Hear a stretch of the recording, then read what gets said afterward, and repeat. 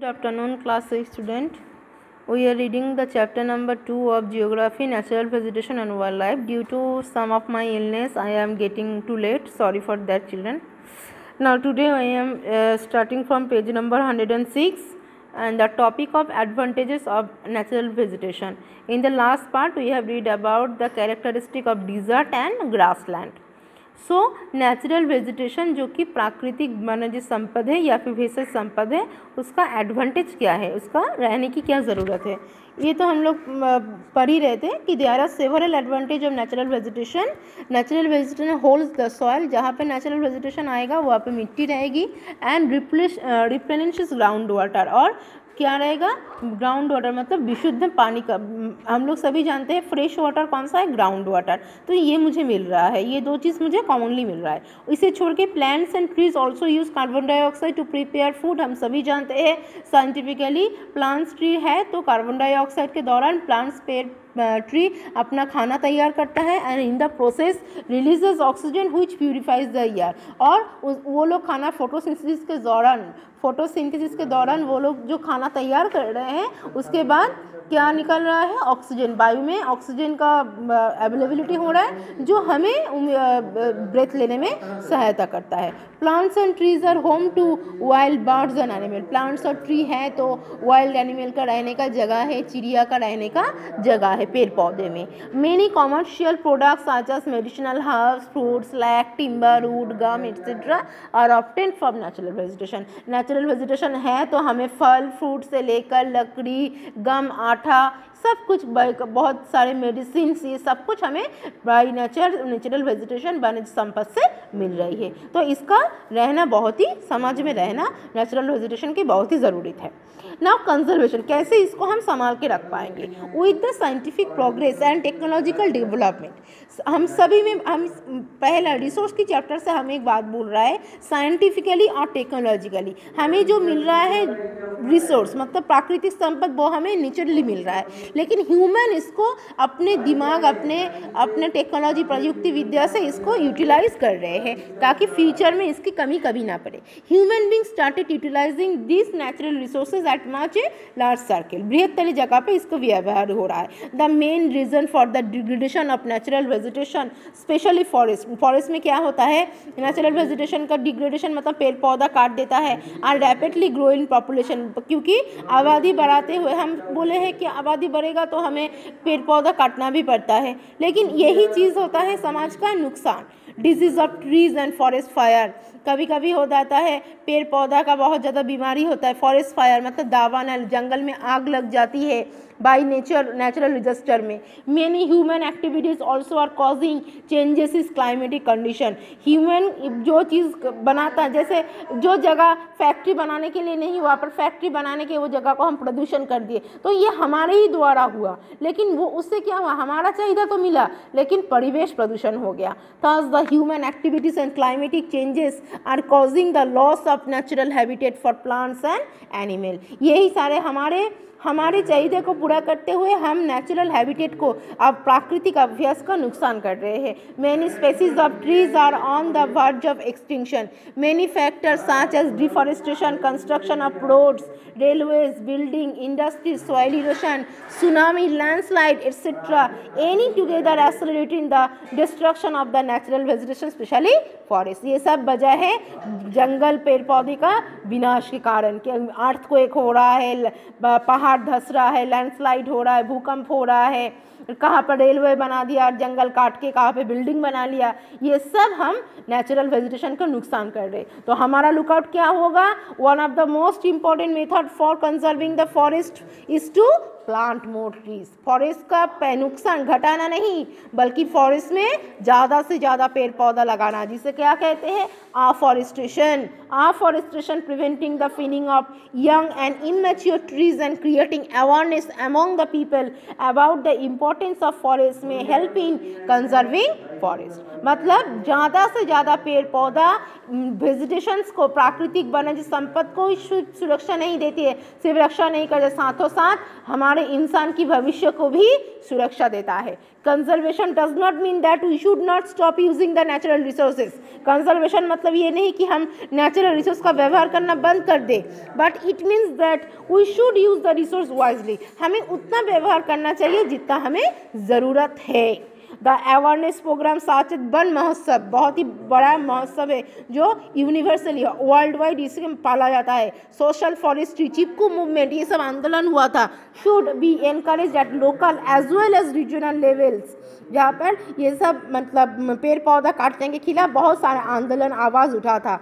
Insecticide can be use to save the trees from disease, ये सब हमें बहुत ज़्यादा बीमार, पेड़ पौधा ज़्यादा आजकल कहाँ दिखाई देता है। देखना इंसान क्यों बीमार पड़ रहा है, जहाँ एक बिल्डिंग ख़त्म दूसरा बिल्डिंग ख़त्म तीसरा बिल्डिंग, एक बिल्डिंग के पास एक हॉस्पिटल के पास एक शॉपिंग मॉल, मतलब कोई चीज़, मतलब आबादी इतना बढ़ रहा है पॉपुलेशन के तहत कि कोई भी जहाँ पर भी खाली जगह देख रहा है लोग अपना बसती बना रहे हैं। लेकिन यही कारण है कि पेड़ पौधा हटा के हम घर बनाने की कोशिश कर रहे हैं और वो हमें बीमारी दे रहा है।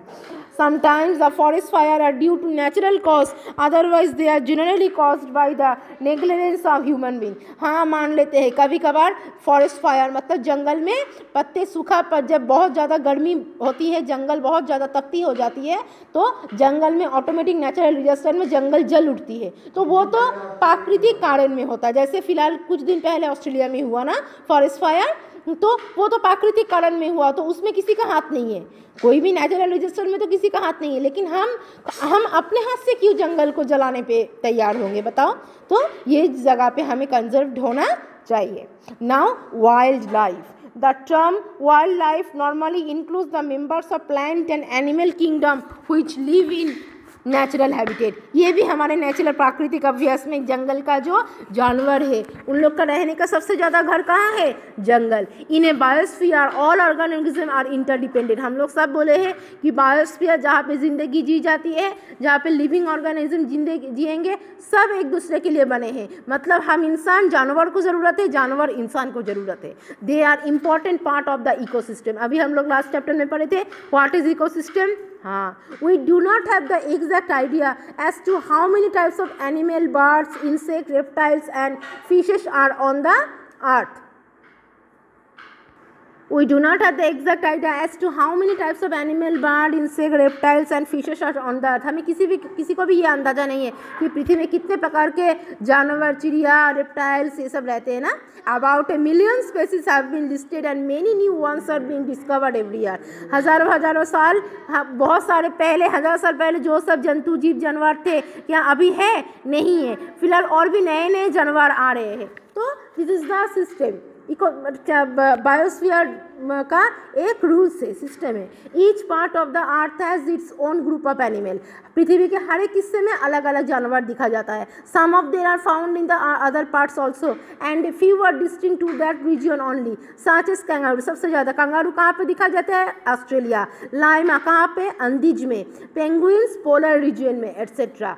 The natural habitat provides facilities for growth, development, reproduction, shelter, food etcetera. ये सब जरूरी है। उन लोग है तो उन लोग से उन लोग का वंश बढ़ रहा है, रिप्रोडक्शन हो रहा है, डेवलपमेंट हो रहा है, जू बन रहा है। हम जू में इन लोग को कंजर्व करके रखेंगे तो हम लोग घूमने जा सकते हैं, जू में जाके इन लोग को देख सकते हैं, इन लोग को एनालाइज कर सकते हैं। हम लोग इसके दौरान जूलॉजी के दौरान जानवरों के बारे में पढ़ भी सकते हैं, ज्ञान बढ़ा सकते हैं। तो जानवरों को भी रहना ज़रूरी है। The varied wildlife in a different continents is briefly given as under। क्या दिया है देखो नीचे, wild life in Africa. Africa सबसे ज़्यादा रेप्टाइल्स के लिए बोला जाता है ना, एनाकोंडा ये सब के लिए। Africa is gifted by nature with a large variety wild life. जंगली ज़िंदगी का मतलब जानवर की ज़िंदगी का सबसे ज़्यादा रहने का जगह कहाँ है, Africa. Which includes elephant, giraffe, zebra, lion, hippopotamus, rhinos, python etcetera. Many national parks and wild life sanctuaries have been developed in Africa to provide natural habitat to the animals. क्यों बनाया जाता है, क्योंकि इन लोग को संरक्षित करके हम लोग रख सकते हैं। वाइल्ड लाइफ इन एशिया मतलब हमारे महादेश में क्या चलता है। Asia is known for a large variety of wild life which includes tigers, elephants, rhinos, monkeys, leopards, panda, lions, sloths, herons, foxes, etc. Several varieties of fur-bearing animals such as mink, sable, musk, ox, polar bear, etc. बहुत सारे तरीके का मिल रहा है. Are found in Arctic region. Now, wildlife in Australia. Australia is known for some unique animals which are called marsupials like kangaroo, koala, etc. They have a pouch near their stomach which is used for carrying the babies. हम लोग देखते हैं ना kangaroo अपने पेट में बच्चा लेके घूमता है. Other prominent ones include lyrebird, flightless emu. चिड़िया में भी बहुत, बर्ड्स में भी ऑस्ट्रेलिया फेमस है. Kookaburra, platypus, etc. Man has been hunting and killing this animals for food, for hides, etc. बहुत सारे इंसान हैं, इन लोग को मार के अपने पेट पूजा करते हैं, मतलब भोजन प्रक्रिया संपन्न करते हैं. लेकिन करना नहीं चाहिए. लेकिन कहीं पर अगर खाना नहीं मिलेगा इंसान को जीने के लिए, वो भी करना पड़ता है. Wild life in Europe. Europe is not rich in wild life. Wild life में यूरोप उतना ज़्यादा फेमस नहीं है एशिया, अफ्रीका और ऑस्ट्रेलिया के जैसा. Most of the forest have been clear to provide land for settlement. European country मतलब विदेश, फॉरेन ना, पर सबसे ज़्यादा वो लोग मतलब अपने लाइफ स्टाइल में बिजी है. बड़े बड़े इंडस्ट्री, एग्रीकल्चर, इसी सब में का वाइल्ड लाइफ को यूज़ किया जाता है. Some of the animals include wild bear, antelopes, polar bears, partridge, cuckoos, skylarks, etcetera. ये सब वहाँ पर दिखाई देता है. There are many farms in Europe where fur bearing animals are rare such as mink, sable, ermine, etc. And wildlife in North America. North America has a very large variety of wildlife even today. North America वर्तमान दिनों तक, आज के ज़माने में भी इसको बहुत ज़्यादा वाइल्ड लाइफ में इसका नाम इम्पॉर्टेंट है. The northern part where the climate is very cold has mostly fur bearing animals like reindeer, Arctic fox मतलब जंगली सियार, polar bear, blue fox, musk ox, etc. Hedgehogs, beavers, tapir, crocodile, puma, moose, mountain goat, etc. are found in other parts of the continent. मतलब बहुत ही ये सब हम लोग देख ही नहीं पाएंगे. एशिया महादेश हमारा डिस्कवरी चैनल देखोगे तो ये सब जानवरों के बारे में थोड़ा पता चलेगा. तो ये सब सबसे ज़्यादा कहाँ पे पाई जाती है? नॉर्थ अमेरिका में. And wild life is south America. South America has a large variety of wild life, specially is Amazon basin. हम सब जानते हैं ना, एनाकोंडा के बारे में जानेंगे तो Amazon basin. Some of the distinct animals include anteaters, rhinoceros, flightless bird like emu of Australia. ये भी साउथ अमेरिका में बहुत पाई जाती है. Armadillo and world best anacondas in marshland and llamas in the Andes mountain. Andes जो पर्वतमाला है. Puma and jaguars are animals. भयंकर, जितने भी भयंकर, सबसे भयंकर खतरनाक जानवर पाए जाती है कौन से महादेश में? साउथ अमेरिका में. It has the largest variety of birds and reptile. सबसे बड़ा बड़ा भयंकर धरण का जो चिड़िया और रेप्टाइल, सरीसृप प्राणी जिसे बोला जाता है, सब सांप जैसा प्राणी भयंकर बड़ा बड़ा, वो कहाँ कौन से कॉन्टिनेंट में पाई जाती है?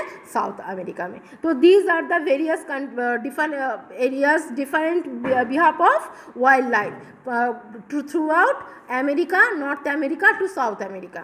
सबसे ज़्यादा हम लोग अपने एशिया के बारे में देखें, सिर्फ Europe, Asia, Australia, South America, North America, इन चारों महादेश के फ़र्क से यूरोप में कम पाई जाती है, लेकिन पाई जाती है. सो चिल्ड्रन, टुडे इतना ही. Tomorrow we will complete our chapter from advantages of wild life. Children, good bye.